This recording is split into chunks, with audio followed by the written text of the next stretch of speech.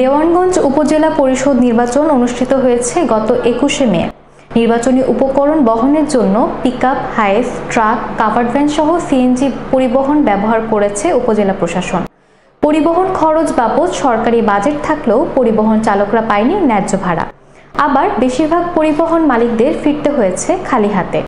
ভুক্তভোগী সিএনজি চালক সোনা মিয়ার ভাষ্য, দেওয়ানগঞ্জ মডেল থানা থেকে 44টি সিএনজি ভাড়া নিয়েছে 2 দিনের জন্য। প্রতি সিএনজির জন্য ভাড়া 2500 টাকা দেওয়ার কথা, অথচ নির্বাচন শেষে রাত 11টার সময় উপজেলা নির্বাচন অফিস থেকে আমাদের ভাড়া দিয়েছে 1400 টাকা করে। ন্যায্য ভাড়া 1,10,000 টাকা হতে 48,400 টাকা কম দিয়েছে। পাওনা টাকা চাইলে হুমকি ধামকি দিয়ে বলে টাকা নিলে নাও, না নিলে চলে যাও। পরে বাধ্য হয়ে টাকা নিয়েছি।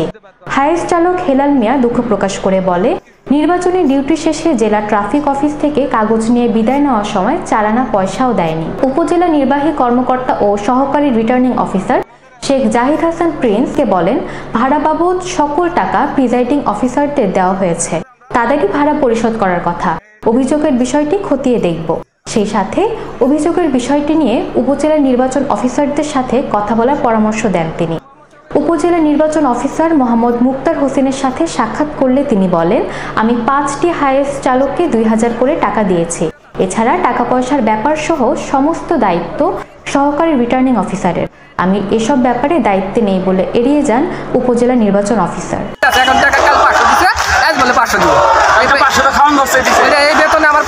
মিনিমাম 2000 টাকা দিতে হবে।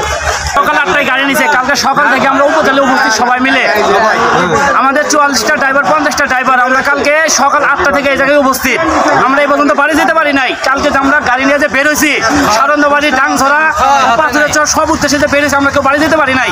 আমাদের 5টা টাকা খাবার হতে নাই, আমাদের নিজের পথ ব্যক্তিগত থেকে আমরা খাইছি। কালকে আমাদের পথ খাওয়ার জন্য 500 টাকা দিয়েছে, তাও সন্ধ্যা 7টার সময়।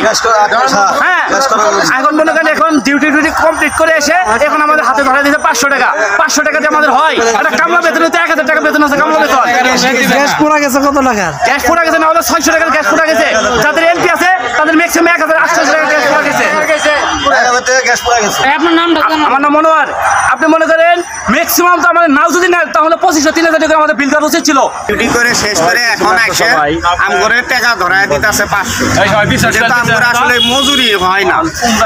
একটা ধান কাটা কামলার বেতন আছে 700-800 টাকা। তাহলে একটা সিএনজি ড্রাইভারের মজুরি কেমনে হয় 500 টাকা। আচ্ছা ভাই, টোটাল কতটা সিএনজি গেছিল? 44টা সিএনজি। 44টা সিএনজি না? এটা তো আসলে এটা তো নির্বাচন অফিসের এই টাকাটা দেওয়া কাম্য না। এটা আমগরে সর্বনিম্ন 2000 করে টাকা দিতে হবে, এটা আমাদের দাবি। 2000 এর নিচে আমরা মানব না।